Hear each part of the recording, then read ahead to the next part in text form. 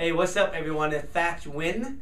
And this inspiration video, I want to name it, Are You Living Life by Design or Are You Living Life by Default? And I'm going to share with you more, and I'm going to recommend a book for you, okay? So basically, you guys, at the end of every year, I always reflect and I always want to write down, what is it that I want for next year? And the best way to figure out what you want for, let's say, next year, is to figure out throughout this whole year, what is it that you didn't like, you wasn't happy with, or you were dissatisfied with. So if you can imagine a piece of paper, on one side, you can write down everything that you didn't like, and then on the other side, you write down the opposite, what you rather like. For example, if I say over this side, I say, hey, I'm tired of being lacking energy, then what I rather want is be more energetic, right? Be more fit, be more, motivated, that kind of stuff. And so once you figure out what you want, then you write down, that's the key, write down what would you rather have.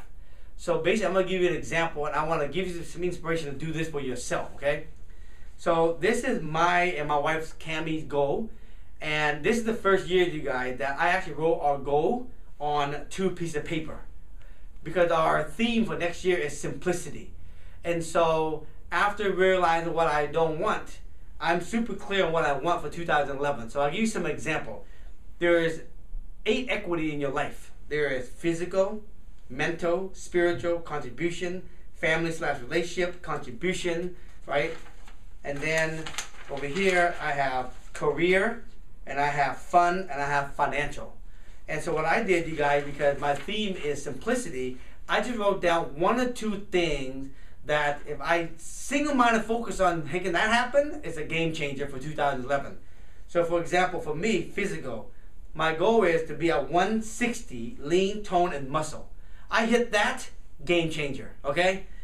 Mental, I want to read at least 4 more new books, at least 4 books next year, right? And I want to, spend time meditating often, okay?